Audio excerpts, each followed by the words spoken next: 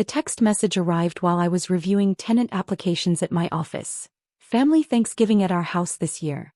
4 p.m. sharp. Don't be late. Margaret. Margaret, my mother-in-law, had a way of turning every invitation into a summons. After 3 years of marriage to her daughter Emily, I'd learned that family gatherings were less about gratitude and more about establishing pecking orders within the Collins family hierarchy. I locked my desk drawer containing lease agreements for my 34 rental properties and headed home to pick up Emily. She was waiting in our modest apartment, looking beautiful in the burgundy dress she'd chosen specifically because it makes Mom happy when I make an effort. Ready for the annual interrogation? Emily asked, only half joking as we drove toward her parents' suburban neighborhood. I've survived 2 years of it. I think I can handle one more. What Emily didn't know, what none of her family knew, was that I owned the property management company that handled their rental house, along with dozens of others throughout the city. Sterling Property Management had been quietly successful for 6 years, but I preferred keeping my business private. It eliminated complications in personal relationships and allowed me to assess people's character without the filter of their financial motivations. The Collins family had always been status-conscious in a way that felt performative. Margaret worked as a bank teller but spoke as if she were a regional manager. Emily's father Robert managed a small auto parts store but presented himself as a business owner. Emily's brother Derek was a part-time personal trainer who described himself as a fitness entrepreneur. They lived in a rented 4-bedroom house in an upscale neighborhood, driving leased cars and maintaining appearances that required constant financial juggling. None of this was inherently problematic, except for their need to position themselves as superior to anyone they perceived as less successful. Since I appeared to be a regular property management employee living in a small apartment, I'd become their favorite example of insufficient ambition and limited prospects. We arrived at 4:03 p.m. to find cars already filling the driveway. Derek's leased BMW, Aunt Patricia's nearly new Lexus, Cousin Brandon's lifted truck.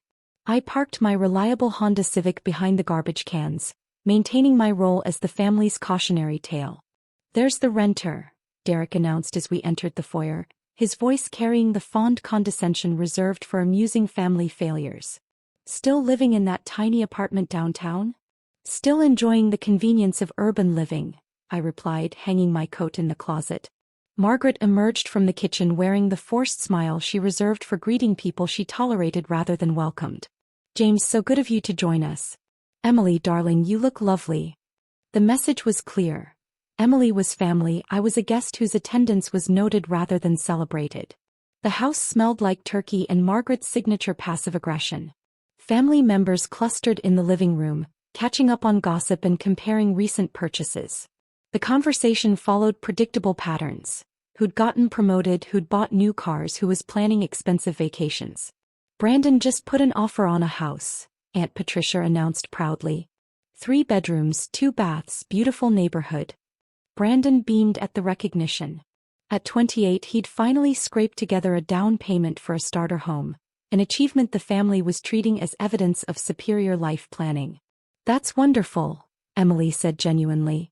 Homeownership is such an important milestone. Exactly, Margaret interjected, shooting a meaningful look in my direction. Building equity instead of throwing money away on rent. Creating stability for the future.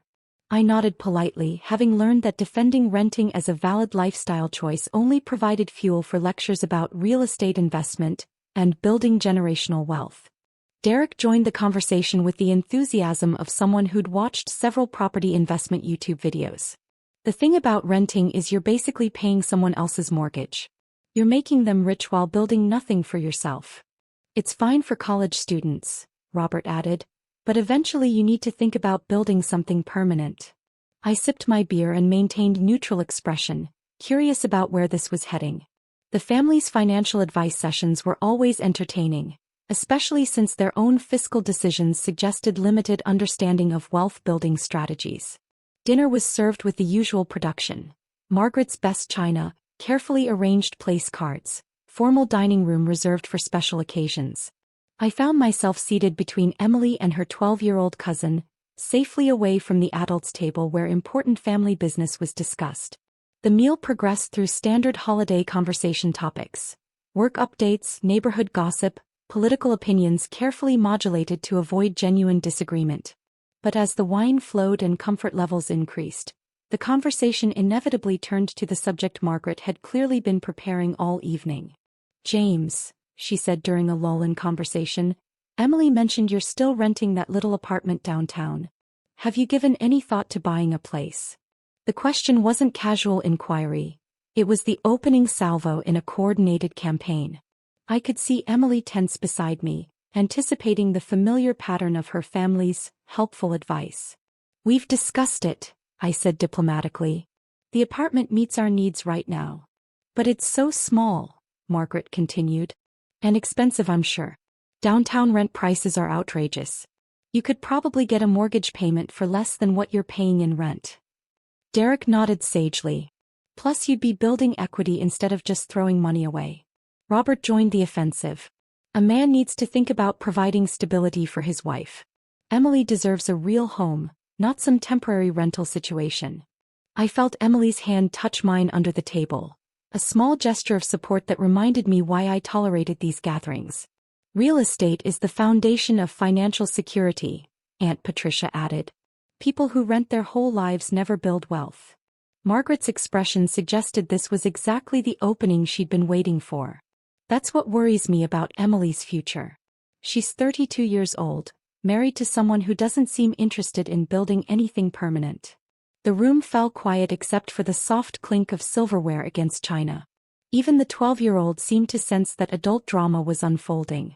"Mom," Emily said quietly, "James and I are happy with our living situation." "Happiness doesn't pay for retirement, sweetheart. Your father and I worked hard to build equity in our home. We understand the importance of real estate investment." The irony was thick enough to cut with a knife, considering they were renting the house where this conversation was taking place. But family mythology often superseded actual facts. "Maybe James doesn't understand how real estate works," Derek suggested with the condescending helpfulness of someone explaining simple concepts to slow children. "I could show you some properties in our price range. Nothing fancy but starter homes that would get you building equity." "Our price range," I repeated quietly. "Well, realistic options for someone in property management. Entry-level stuff." Robert cleared his throat importantly. "The thing is, James, our daughter deserves better than a renter. She grew up in a family that values ownership, stability, building something lasting." Margaret nodded emphatically. Emily could have married any number of successful men. Doctors, lawyers, business owners. Men who understand the importance of providing security. Instead, she continued, building momentum for her prepared speech, she chose someone who seems content with temporary arrangements. I looked around the table at faces that ranged from sympathetic embarrassment to eager anticipation of my response. Emily's eyes were bright with angry tears she was too polite to shed in front of her family. "I understand your concerns," I said carefully. "You want Emily to be financially secure." "Exactly," Margaret said, mistaking my acknowledgement for agreement. "We want her to have the kind of life she deserves. The kind of life we've worked to provide. Which is why," Robert added, "we hope you'll seriously consider making some changes. Emily's not getting any younger, and if you want children someday—" "Children need stability," Margaret interrupted. "They need to grow up in homes their parents own, in neighborhoods with good schools, with the security that comes from building equity." Derek was nodding like this was the wisest financial advice ever dispensed. "It's really just about priorities, man. Do you want to spend your whole life making other people rich, or do you want to build something for your own family?" The question hung in the air like a challenge. I could feel the family's collective expectation that I would either defend my rental lifestyle or promise to change my obviously flawed approach to financial planning. "You're right about priorities," I said finally. "Building security for Emily is definitely important to me." Margaret's expression brightened, mistaking my agreement for capitulation. "I'm so glad you understand. We were beginning to worry that you didn't take these things seriously."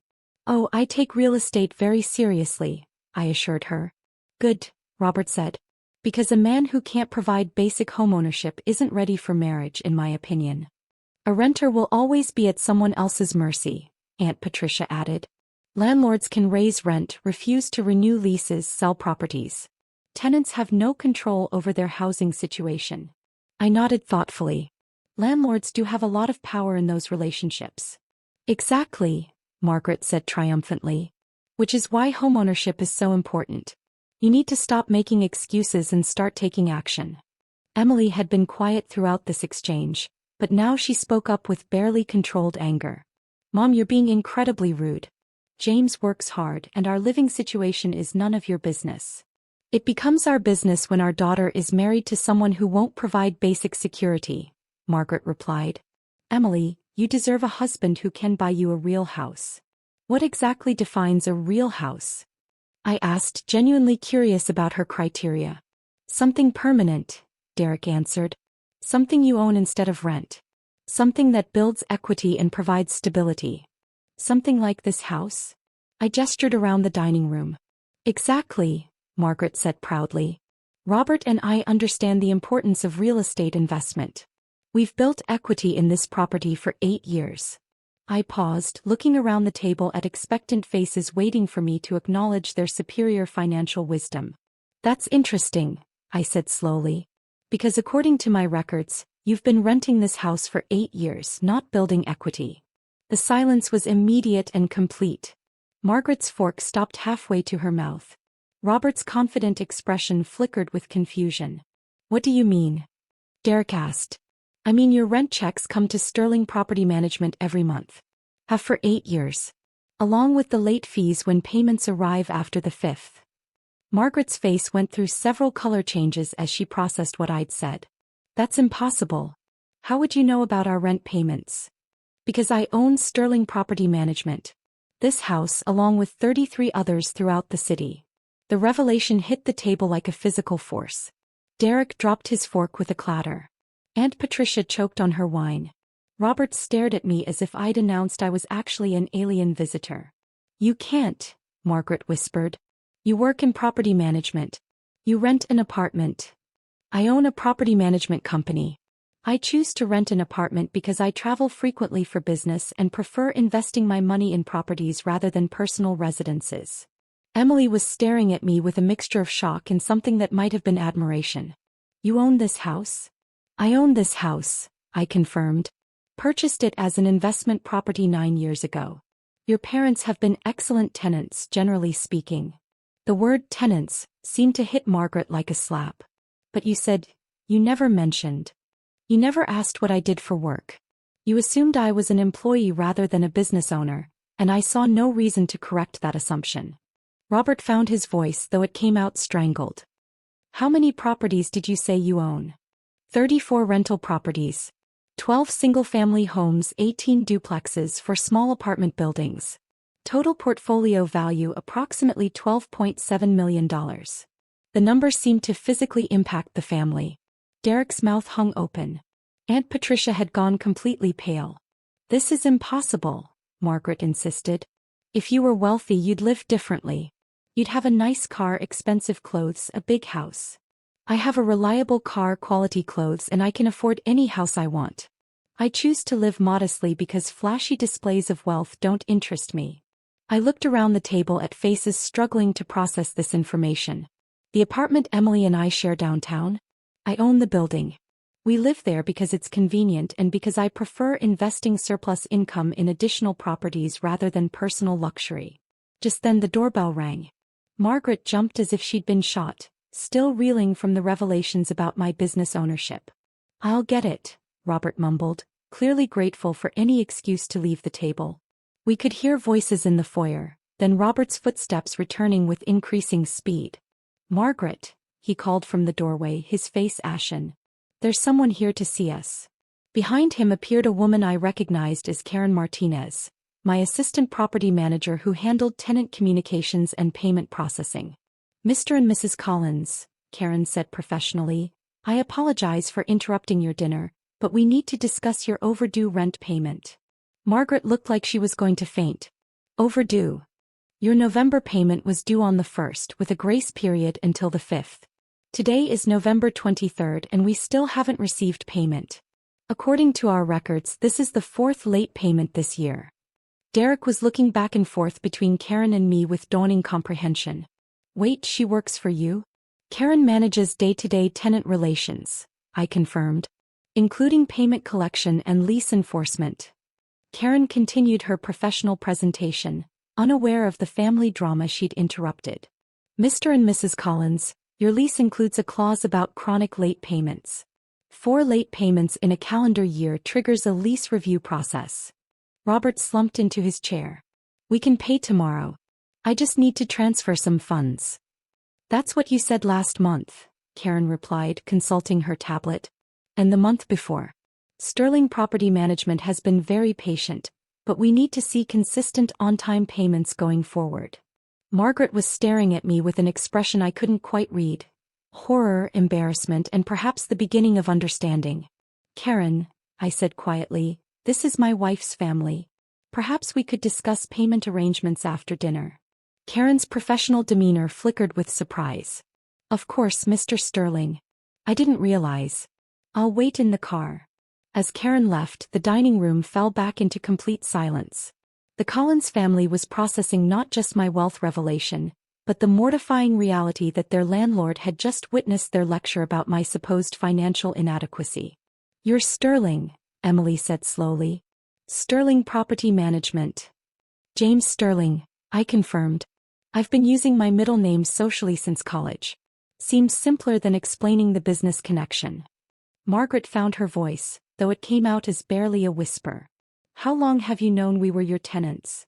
Since before Emily and I started dating. I recognized the address when she gave me directions to pick her up. And you never said anything? What was I supposed to say? Hi, I'm dating your daughter and I'm also your landlord? That seemed like it would complicate things unnecessarily. Derek was shaking his head in disbelief. So when we've been giving you advice about real estate, I've been listening to tenants explain homeownership strategies to their landlord. Yes. Robert cleared his throat painfully. The late payments are between Sterling Property Management and our tenants. They don't affect my personal relationships. But even as I said it, we all knew that line had been permanently blurred. I need some air, Margaret announced, standing abruptly and walking toward the back door. Robert followed her, muttering something about checking his bank balance. Derek excused himself to make a phone call, probably to his girlfriend, to explain why Thanksgiving dinner had imploded. Emily and I sat alone at the table, surrounded by half-eaten turkey and the debris of her family's shattered assumptions. Why didn't you tell me? She asked quietly. Would it have changed anything between us? I don't know. Maybe. It's a lot to process. I reached for her hand. I'm the same person I was this morning. The same person you married. I just happen to own more real estate than your family realized. Emily was quiet for a long moment, staring at her wedding ring. They're never going to recover from this, are they? Through the kitchen window we could see Margaret and Robert in intense conversation on the back patio. Margaret was gesturing dramatically while Robert held his phone, probably calculating how quickly they could make their overdue rent payment. They'll adapt, I said. People usually do when their assumptions get challenged by reality. Mom's been bragging to her friends about living in this neighborhood for years. She's been pretending they own the house. They can keep pretending if that makes them happy. I'm not going to announce their rental status to the world. Emily squeezed my hand. You could have humiliated them completely. Why didn't you? Because they're your family. And because everyone deserves dignity, even when they're being judgmental about other people's life choices. The back door opened and Margaret returned, followed by Robert. Their expressions suggested they'd reached some kind of decision during their private conversation. James, Margaret said formally, we owe you an apology. You don't owe me anything. We do, Robert added. We made assumptions about your situation without knowing the facts. That was unfair and rude. Margaret sat back down, looking older than she had an hour earlier. We were worried about Emily's future. We thought you weren't ambitious enough for her. I understand wanting the best for Emily. That's not something I'd ever criticize. But we went about it wrong, Margaret continued. We made judgments based on appearances rather than character. Derek returned from his phone call, looking sheepish. So, I guess you probably don't need my advice about starter homes. Probably not, I agreed gently. The remainder of the evening passed quietly. Karen had left after I assured her the payment situation would be resolved promptly. The family slowly reassembled for dessert, but the dynamic had shifted permanently. Conversation was subdued and careful. Margaret asked polite questions about my business, clearly trying to recalibrate her understanding of my place in the family hierarchy. Robert inquired about property management strategies with genuine curiosity rather than condescension. Derek seemed mostly impressed that someone he'd been treating as a cautionary tale was actually more successful than anyone at the table. As Emily and I prepared to leave, Margaret pulled me aside. "The rent," she said quietly. "We'll have it to you tomorrow. And we'll be on time going forward." "Margaret, business and family are separate things. Sterling Property Management has policies, but they're not personal." "I know. But we want to be good tenants. We like this house." I nodded. "It's a good house. You've taken excellent care of it." She smiled. The first genuine smile she'd directed at me in 3 years of family gatherings. "Emily's lucky to have you," she said. "I'm sorry it took us so long to see that." As we drove home, Emily was quiet until we reached downtown. "Are you upset that I didn't tell you?" I asked. "No," she said slowly. "I think I understand why you kept it private. People treat you differently when they know you have money." Exactly. Tonight was a perfect example of how assumptions about wealth can overshadow actual character assessment. "My family really embarrassed themselves, didn't they? They showed they care about your future." The approach was flawed, but the motivation was love. Emily laughed for the first time since dinner. "You're being very generous about people who spent the evening insulting your lifestyle choices." "They weren't insulting me, Emily. They were expressing fears about your security and happiness. Parents are supposed to worry about those things." We parked outside our apartment building, the building I owned but had never mentioned owning, and took the elevator to our modest unit that suddenly seemed less like evidence of limited success and more like a conscious choice about lifestyle priorities. "What happens now?" Emily asked as we got ready for bed. "Nothing changes between us. Your family might treat me differently at future gatherings, but that's their adjustment to make." "And the late rent payments?" "Karen will work with them on a payment plan if needed. Sterling Property Management has policies about chronic lateness, but they're designed to protect property investments, not punish good tenants who hit temporary rough patches." Emily was quiet for a moment. "You really don't care about impressing people, do you?" "I care about impressing you. Everyone else's opinions are secondary." That night, I lay awake thinking about family dynamics and the stories people tell themselves about success and failure. Margaret and Robert weren't bad people. They were parents worried about their daughter's future, operating with incomplete information and making decisions based on assumptions rather than facts. The Collins family would adjust to this new reality. Margaret would probably brag to her friends about her son-in-law's business success, conveniently forgetting her previous concerns about my ambition. Robert would ask for investment advice and home maintenance tips. Derek might request job opportunities or business mentorship. But Emily and I would remain essentially unchanged. We'd still live in our convenient apartment, drive reliable cars, and make decisions based on our values rather than other people's expectations. The difference was that future family gatherings would be less stressful, now that everyone understood that financial security wasn't something I lacked, but something I'd achieved through methods they hadn't recognized. Sometimes the most satisfying revelations aren't about proving people wrong, but about helping them understand that success comes in many forms, and that making assumptions about other people's lives usually reveals more about the assumers than the assumed.